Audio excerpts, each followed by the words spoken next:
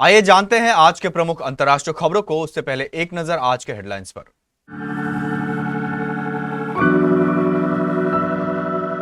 महिलाओं से बदसलूकी का आरोप, सादी वर्दी वाले करते लाठीचार्ज। टॉयलेट तक इस्तेमाल नहीं करने दे रहे, धरने पर बैठे चंद्रशेखर से मिलने पहुंचे संजय सिंह ने किया दावा। राहुल गांधी के धरने पर बैठे ही मोदी सरकार के मंत्री तत्काल बात करने क्यों पहुंच गए थे। राहुल बोले, पुलिस वालों ने मेरे कान में कहा सरकार को हटाइए, मुझे घसीटा तो मुंह से खून आया। अब आंसुओं का दरवाजा भी बंद, ईरान के दोस्त का ये कदम कैसे देगा ट्रंप को नया सिरदर्द।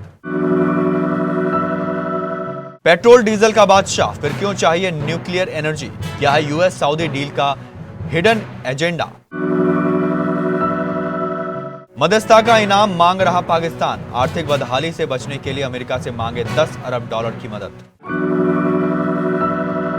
चांदी 3034 महंगी होकर 2.26 लाख पाउंड पहुंची, 3 दिन में कीमत 10,764। अरबों की कमाई करने वाले यूट्यूबर मिस्टर बीस्ट ने सादगी से की शादी, तस्वीरें वायरल। शुभमन गिल नंबर 1 के बेहद करीब, टॉप 5 में भारत के 3 बल्लेबाज। जंतर मंतर पर प्रदर्शन कर रही कॉकरोच जनता पार्टी ने 20 जुलाई को संसद तक मार्च का आह्वान किया था। प्रदर्शनकारी नीट यूजी पेपर लीक और दूसरी अनियमितताओं को लेकर शिक्षा मंत्री धर्मेंद्र प्रधान का इस्तीफा मांग रहे हैं।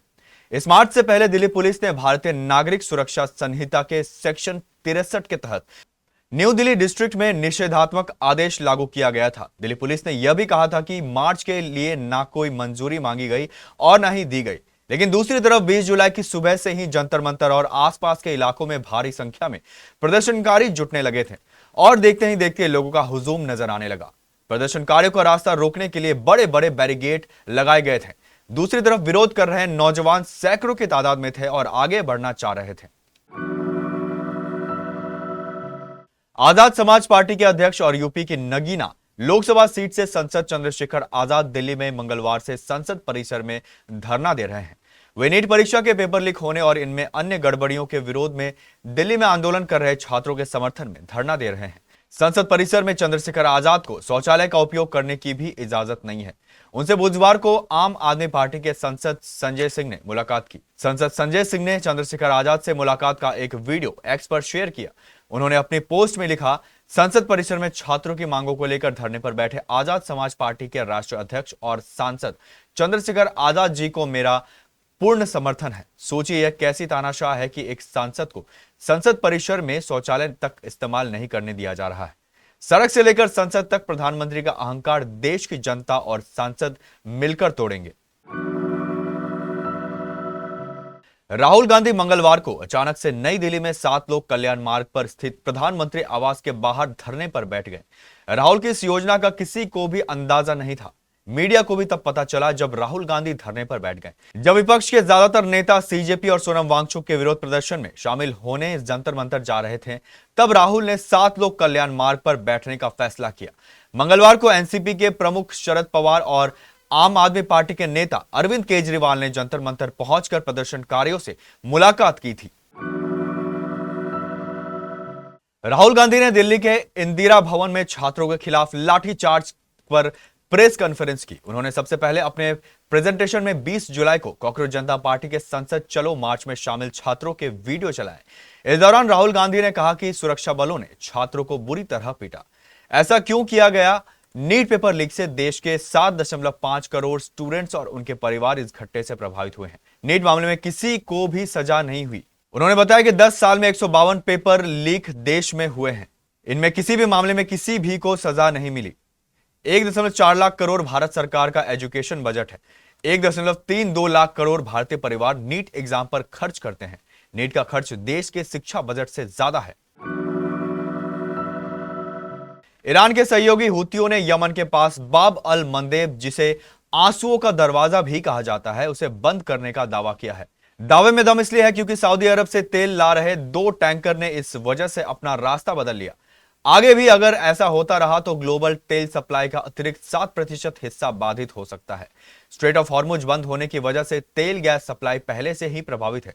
यमन में मौजूद ईरान समर्थकों हूतियों के इस कदम से डोनाल्ड ट्रंप और उनकी सेना की चुनौतियां बढ़ने वाली है। अब ईरान युद्ध का दायरा काफी बढ़ेगा, जिसका सीधा जवाब अमेरिकी सेना पर भी पड़ेगा, क्योंकि मिडिल ईस्ट में उसे अब ईरान के साथ साथ हूतियों से भी निपटना होगा। सऊदी अरब पेट्रोल डीजल का बादशाह है। अब उसने न्यूक्लियर एनर्जी की ओर भी कदम बढ़ा दिए हैं। अमेरिका और सऊदी के बीच एक महत्वपूर्ण परमाणु समझौते को मंजूरी दी गई है।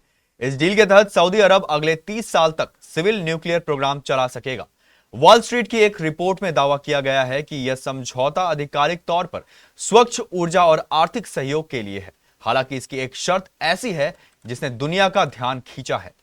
इसके तहत सऊदी को यूरेनियम संवर्धन की अनुमति मिल सकती है। मिडिल ईस्ट में सऊदी अरब सबसे बड़ा तेल उत्पादक देश है। अमेरिका, चीन और भारत जैसे ताकतवर देश सऊदी से आने वाले कच्चे तेल पर ही निर्भर है। ऐसे में अमेरिका के साथ नए समझौते के बाद सवाल उठ रहे हैं कि आखिर सऊदी को न्यूक्लियर एनर्जी की जरूरत क्यों है। सवाल यह भी उठाया जा रहा है कि क्या भविष्य में सऊदी परमाणु बम बना सकता है। हालांकि ऐसा मुमकिन नहीं है, तो आखिर इस डील का असली मकसद क्या है। पाकिस्तान के वित्त मंत्री मोहम्मद औरंगजेब ने अमेरिकी ट्रेजरी सचिव स्कॉट बेसेंट से अनुरोध किया है कि वे इस्लामाबाद को $10 अरब की एक्सचेंज स्टेबलाइजेशन सपोर्ट फैसिलिटी प्रदान करें, ताकि उसकी अर्थव्यवस्था को मजबूत करने में मदद मिल सके। एक्सचेंज स्टेबलाइजेशन सपोर्ट फैसिलिटी, जो अक्सर अमेरिकी ट्रेजरी के एक्सचेंज स्टेबलाइजेशन फंड के माध्यम से दी जाती है, यह एक वित्तीय सुरक्षा तंत्र है जिनमें करेंसी स्वैप, वित्तीय गारंटी और ऋण जैसे उपाय शामिल होते हैं। डॉन अखबार की रिपोर्ट के मुताबिक उसे वाशिंगटन स्थित पाकिस्तानी दूतावास से इस अनुरोध के बारे में जानकारी की पुष्टि मिली है। हालांकि दूतावास ने अखबार से विवरण साझा नहीं किए हैं। डॉन ने अमेरिकी ट्रेजरी से भी प्रतिक्रिया मांगी, लेकिन कोई जवाब नहीं मिला। सोने चांदी की कीमतों में आज यानी 21 जुलाई को बढ़त है। India bullions and jewellers association के मुताबिक 1 किलो चांदी 3034 रुपए बढ़कर 2.26 लाख रुपए पर पहुंच गई है। वही 10 ग्राम 24 कैरेट सोना 2303 रुपए चढ़कर 1.43 लाख रुपए पर पहुंच गया है। 3 दिन में सोना 4281 रुपए और 10,764 रुपए चांदी महंगी हो चुकी है। सोशल मीडिया की दुनिया के सबसे पॉपुलर और अमीर यूट्यूबर जिमी डोनाल्डसन उर्फ मिस्टर बीट्स ने आखिरकार अपनी जिंदगी के नए सफर की शुरुआत कर दी है। उन्होंने अपनी लंबे समय से साथी रही थिया बोयसेन के साथ बेहद सादगी भरे और निजी समारोह में शादी कर ली है। समंदर के खूबसूरत किनारे पर हुई इस शादी की खूबसूरत तस्वीरें जैसे ही सामने आई, सोशल मीडिया पर बधाइयों का तांता लग गया। करोड़ों फैंस का दिल जीतने वाले इस क्रिएटर ने अपने जीवन साथी का हाथ थामकर हर किसी को सरप्राइज दे दिया है। अपनी शादी के इस खास मौके पर मिस्टर बीस्ट और थिया बॉयसन एक दूसरे के प्यार में पूरी तरह डूबे नजर आए। यूट्यूबर ने शादी की तस्वीरों को शेयर करते हुए एक भावुक पोस्ट लिखा कि उन्हें आखिरकार उनकी मिसेस बीस्ट मिल गई है। इंग्लैंड के खिलाफ हालिया वनडे सीरीज के बाद जारी ताजा आईसीसी ओडीआई बल्लेबाजी रैंकिंग में भारतीय बल्लेबाजों का दबदबा कायम है। कप्तान शुभमन गिल, विराट कोहली और रोहित शर्मा ने दुनिया के टॉप 5 बल्लेबाजों में अपनी जगह बनाए रखी है। वही गिल अब नंबर 1 की कुर्सी हासिल करने में सिर्फ एक रेटिंग अंक दूर रह गए हैं। इंग्लैंड के खिलाफ 3 मैचों की वनडे सीरीज में 188 रन बनाने वाले गिल के खाते में अब 801 रेटिंग अंक है और वह शीर्ष पर मौजूद न्यूजीलैंड के डेरिल मिचेल 802 अंक से सिर्फ 1 अंक पीछे हैं। वहीं विराट कोहली 766 अंकों के साथ तीसरे और रोहित शर्मा 758 अंकों के साथ चौथे स्थान पर बने हुए हैं।